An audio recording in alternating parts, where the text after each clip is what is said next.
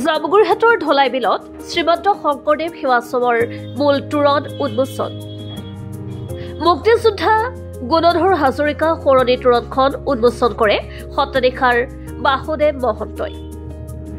জামুগুৰিহাটৰ ঢলাই বিলত শ্ৰীমন্ত শংকৰদেৱ সেৱাশ্ৰমৰ মূল প্ৰৱেশদ্বাৰৰ তোৰণখনি সোমবাৰে শুভ উন্মোচন কৰে শ্ৰী শ্ৰী চামগুৰি সত্ৰৰ সত্ৰাধিকাৰ বাসুদেৱ মহন্তই।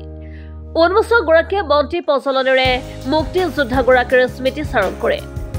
চতিয়াৰ মুক্তিযোদ্ধা প্ৰয়াত গুণধৰ হাজৰিকাৰ শৰণত তেখেতৰ পত্নী বৰ্ষীয়ান মহিলা সমাজকৰ্মী ৰামেশ্বৰী হাজৰিকাই দান সূত্ৰে আগবঢ়াইছে এই আটকধুনীয়া তোৰণখন।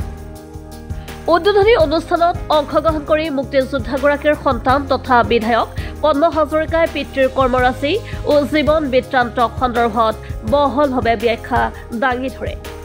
সম্পূৰ্ণ ধৰ্মীয় ৰীতি নীতিৰ মাজত আয়োজিত শ্ৰীমন্ত শংকৰদেৱ সেৱাশ্ৰমৰ মূল তোৰণখনৰ উন্মোচনৰ কাৰ্যসূচীসমূহত অংশগ্ৰহণ কৰি দাতা তথা ৰামেশ্বৰী হাজৰিকাই উন্মোচক সত্ৰাধিকাৰ বাসুদেৱ মহন্তক এখনি ফুলাম গামোচা আৰু চেলেং চাদৰেৰে সম্বৰ্ধনা জ্ঞাপন কৰে।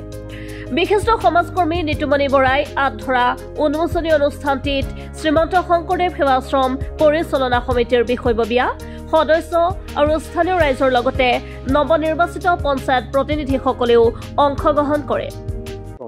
মহাদল মৌজাৰ এই ঢলাই বিলত অনুষ্ঠিত আজি ৭৫ বছৰ গৰকিছে। আচলতে এই সেৱাশ্ৰম শংকৰদেৱৰ কৃষ্টি সংস্কৃতি এটা সংগঠিত ৰূপত কৰিবৰ কাৰণে তেখেতৰ সৃষ্টিৰাজি গুৰুজনাৰ সৃষ্টিৰাজিৰ চৰ্চা কৰিবৰ কাৰণে এই সেৱাশ্ৰমখন গঠন কৰিছিল।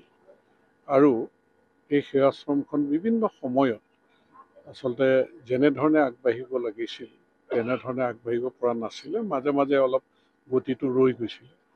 কিন্তু এতিয়া যিখন সমিতি তেওঁলোকে এটা নতুন উদ্যমৰে এই সেৱাশ্ৰমখন সুন্দৰকৈ নিৰ্মাণ কৰিবৰ কাৰণে এটা পদক্ষেপ হাতত লৈছে। আপোনালোকে দেখিছে যে বাউণ্ডেৰী ৱালেই হওক, নামঘৰ ভাগেই হওক, এইখিনি বৃক্ষৰোপণ, এই কামখিনি খুব নিষ্ঠাৰে বৰ্তমানৰ কমিটিখনে ৰাইজৰ সহযোগত কৰিছে।